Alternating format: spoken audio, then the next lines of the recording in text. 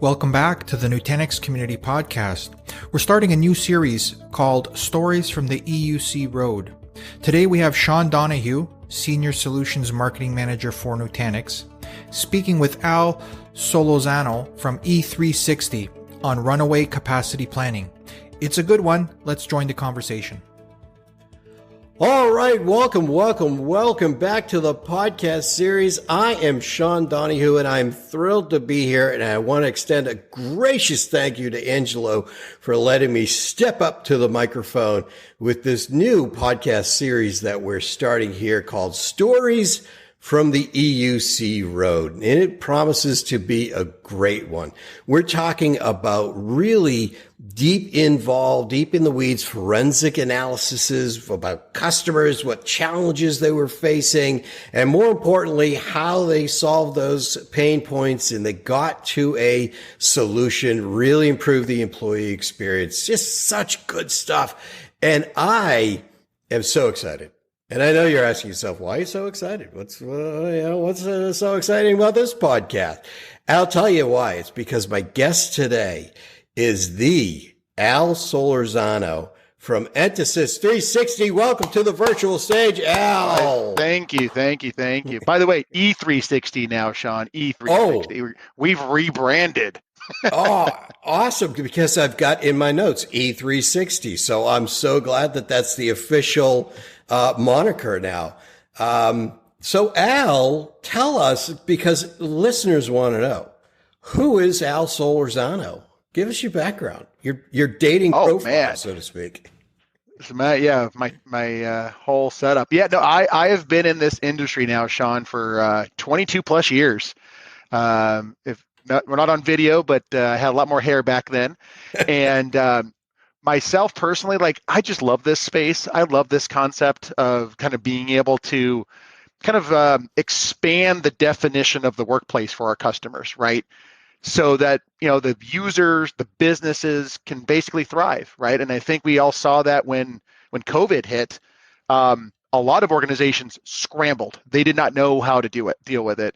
And we looked internally at our own organization. We're like, we were born in this.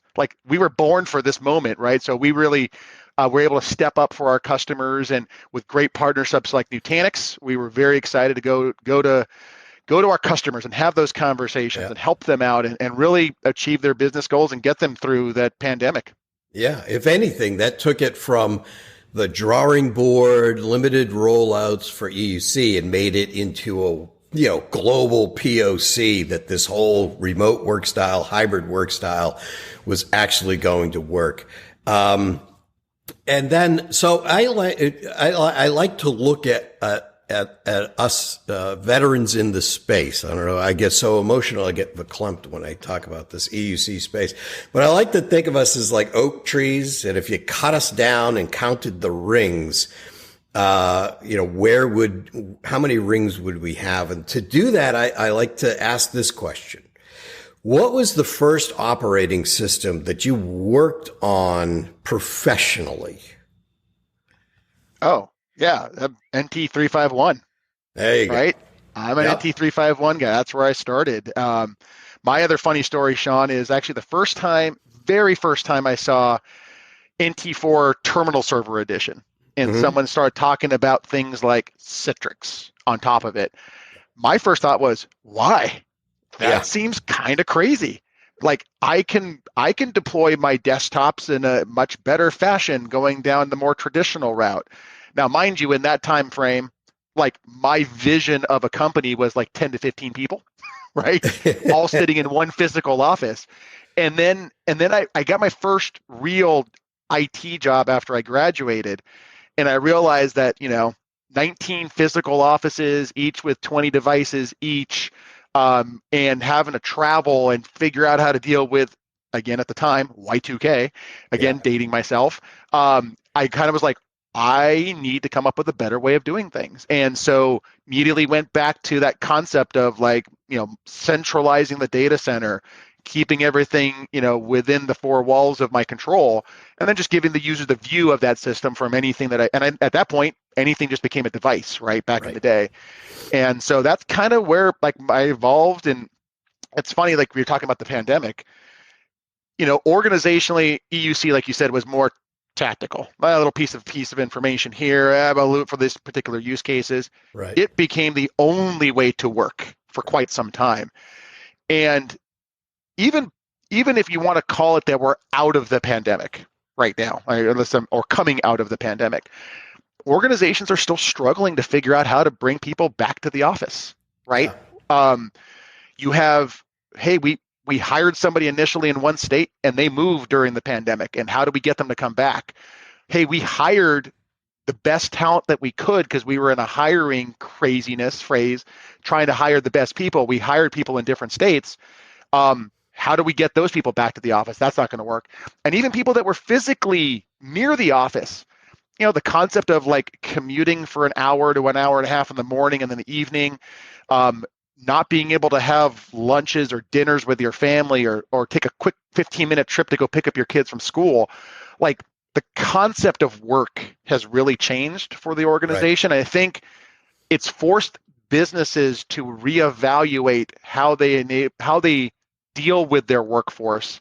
And this concept of the digital workplace, the concept of end user computing really aligns to that. And I think, again, that's where organizations like Nutanix were kind of ready to hit the ground running with that concept. Yeah. I like what Satya Nadella, the CEO of Microsoft, close personal friend, no, that's not true, said recently at MS Ignite that we should go back to the office for each other, not out of policy or not for policy. So, but I'm going to beat you on the operating system because I started with Windows 3.1. Doing tech support. So talk about aging yourself. But enough about that. I want to talk about a customer story that you were telling me about in the green room. And it's in, if I'm not mistaken, it's in the FinServ, the financial services sector, without naming the customer and keeping their identity to protect the innocent, so to speak. And we'll distort your voice too, so to keep you, innocent as well. Give me kind of the flyby on the customer scenario or the customer itself. Got it. Yeah. It's a pretty common scenario when we talk to our customers about infrastructure, right? Typically, when we go in and have conversations around VDI, we start talking about, well, what are we going to run this on? Is this going to be in the cloud? Is this on premises? Is it your data center? Are you coloing? What does it look like? And a very common scenario always comes up with like, oh yeah, our infrastructure is kind of all over the place, right? Yeah, maybe we standardized on a provider, but we got multiple platforms, different ways of managing them. Things are out of date, things like that. We also ran into this particular customer who had I would probably say a pretty advanced model for infrastructure management, was still struggling with monitoring simple things, right? Like, how much capacity do you have? Where are you going with this? How are you scaling? Great that you can scale your compute infrastructure, but then they were like, oh, but we have no way of and no tool of monitoring what our storage infrastructure was looking like. And what they were seeing is as they were growing out their VDI solutions, probably 6-7 years ago, they were trying to be like, yeah, hey, we got to add one more compute node, but the networking, the networking is going to have to go get updated, and then we have to go to the storage, and then we have to go update that, and what does that look like?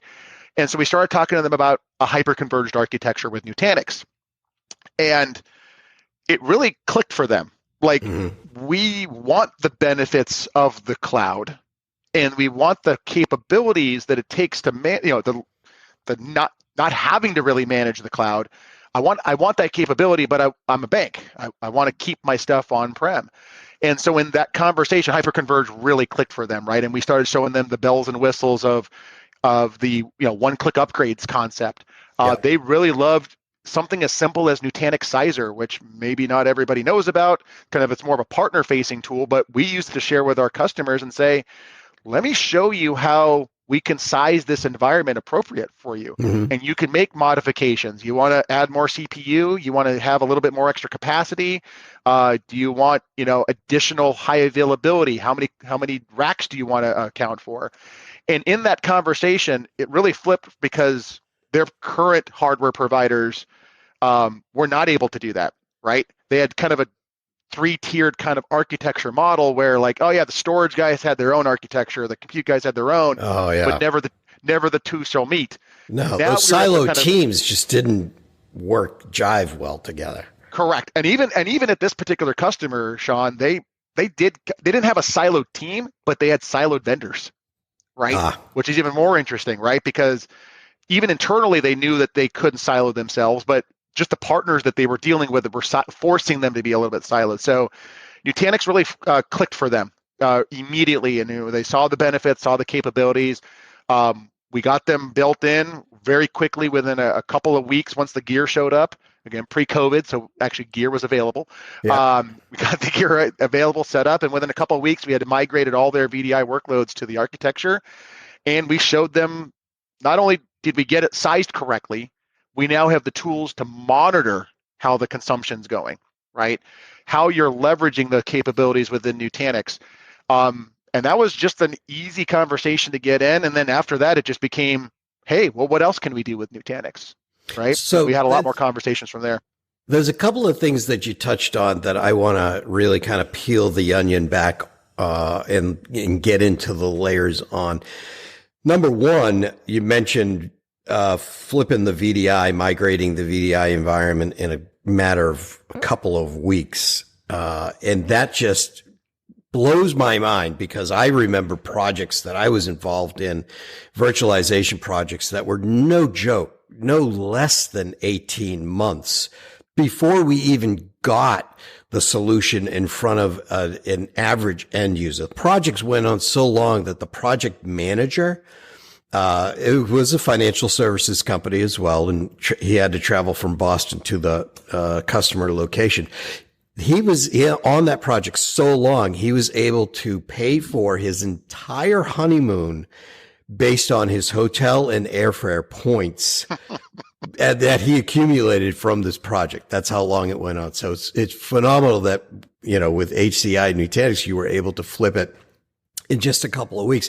But you also mentioned something that a lot of people don't think is very sexy, but I want to drill into it a little bit more, is the Sizer tool. So walk us through just a little bit of that, how you used it, even for our listeners who don't know what it is, just a little bit more about Sizer. Yeah, so Nutanix Sizer, and by the way, you guys definitely have the best tool out of all the HCI solutions out there for sizing and infrastructure. I can't take credit myself, but I do appreciate that. You should just take the credit, Sean. You're like, thank you very much. That was all your responsibility. That's what I do. Yeah, exactly. The Sizer tool is basically an interface. It's a web interface that lets you plug in information, right? How many users do you want to have? What size of the VMs do you want to have? What kind of infrastructure? It integrates, you can pull some of the data if anybody's familiar with like RV tools for looking at a hypervisor to kind of determine, how many VMs, what size the VMs are.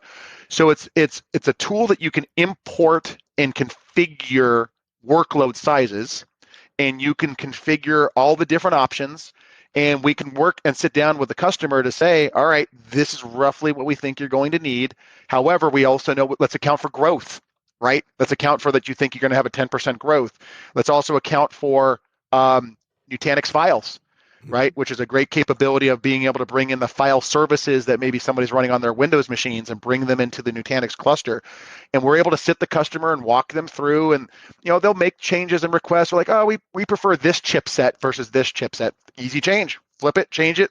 It reconfigures it all, and it creates an estimated bill of materials for the customer, and it makes it very easy for a partner like us and a client to work with the Nutanix account teams to just review and figure out what it wants to look like. And even better than that, Sean, right, is of course, that usually just gets us in the door with Sizer. The next phase is like what's ongoing, right? So now we bring in Prism Central, and if anybody's not using Prism Central, I definitely would recommend it. My personal favorite is the Runaway capacity planning capabilities, because now we're actually seeing live data, right? Right, Sizer is what we think theoretically, or at least what we pulled in from other reports and from the hypervisor itself. But now we're bringing in this architecture of like, now it's real data. What is it looking like? How much longer can I continue to grow at this pace? If not, let me create a scenario to bring in, what if I bought 2 more nodes, right? Yeah. What does that look like for reducing CPU stress or storage stress. And I love that tool. Again, it's a great conversation with our customers because they usually don't have that view into the 3-tier model, right? They're not able to, they have completely different tools, and Nutanix brings it all together. Sizer for the initial deployment, and then bringing on, Prism Central and the capacity Runaway components for ongoing experiences. Yeah, and it's for those who are out there remembering the days or even still using the employee survey spreadsheets and looking at the actual physical desktops that they're currently running and try to base a size plan off of that. The Sizer tool just blows that away. So it's almost like going from the horse and buggy to a Lamborghini as far as a impact difference. And then for your what if analysis, the capacity planning, a feature available in Prism. You're absolutely right. It's phenomenal. I love to hear you say that, but you did say, you said two things that I want to drill in on. Number one, you said preferred chipset. So let's get to know Al. What's your preferred chipset? Is it corn? Is it potato? Tell us. I like barbecue chips. Yeah, you got me there, Sean. You got me there. I do like barbecue chips. That's my favorite. And then I did too when I was younger. And then you teased Nutanix Files, and I think that Nutanix Files, Nutanix Unified Storage, and Data Lens. Let's see if we can convince Angela to let us back on to talk about those two subjects. That would be some great dive into some ransomware, malware, and let's shake it up with that. But with this FinServ customer, so that's all great for the today and what's going on the now. But are they, like I like to say, are they cloud curious? Because as you know, I've coined the phrase and registered the website cloud nauseum, which is the feeling of overwhelmed marketing and sales messaging about cloud to the point of nausea. But is the customer, are they looking at the cloud? Got it. Yeah, definitely they're looking at the cloud. And they started this journey a couple of years ago where, and by the way, just for everyone's knowledge, this particular customer is also leveraging AHV as their hypervisor, another great Nutanix capability.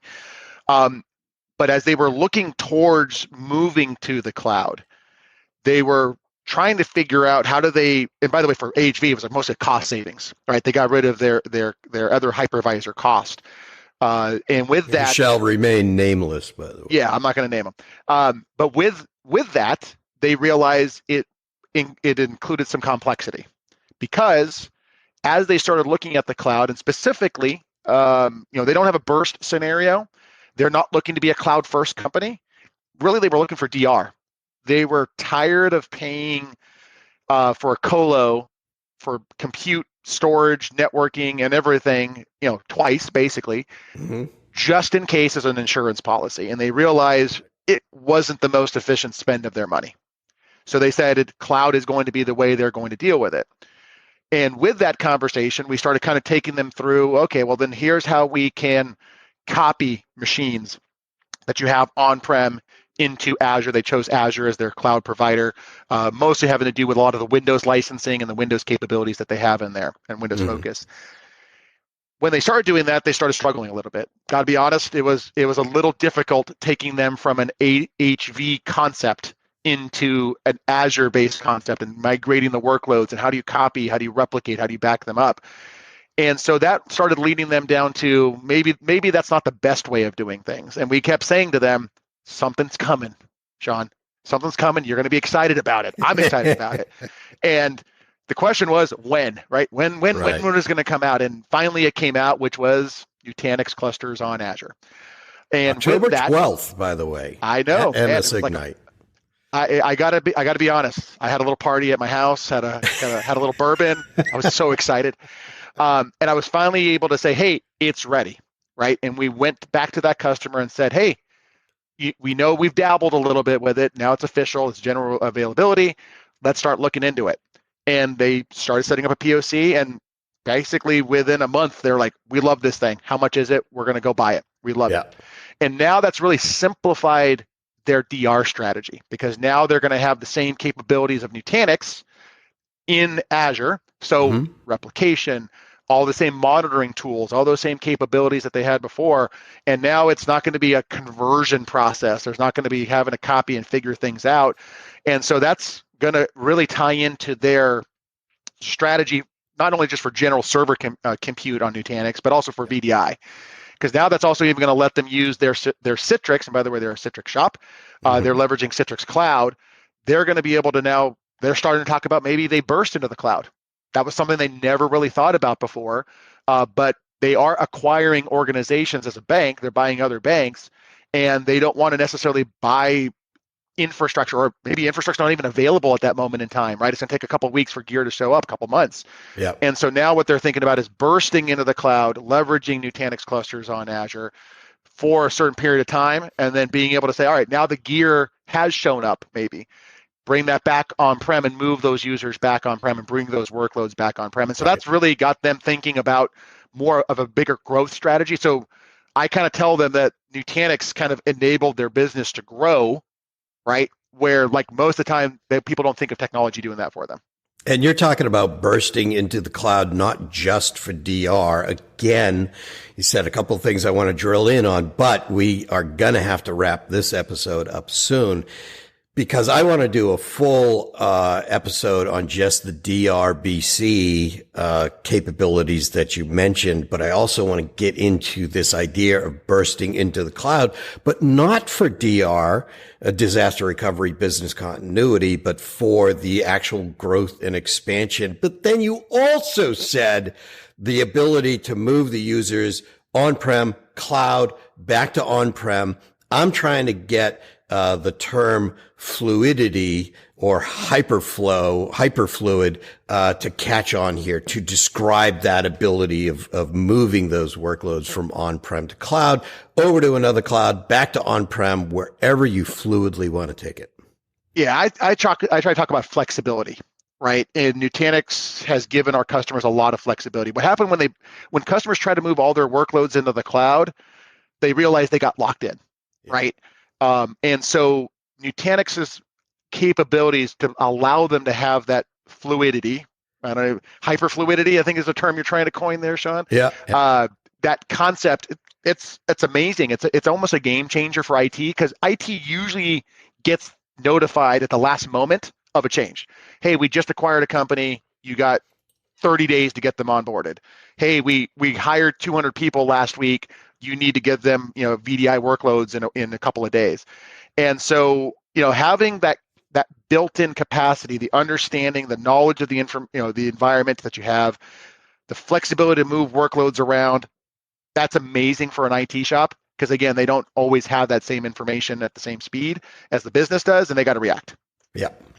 So Al, I know that our back is against the wall for time. Tell our listeners, where can they get more Al Solorzano? Where can they get more E360, premier partner of Nutanix and Citrix?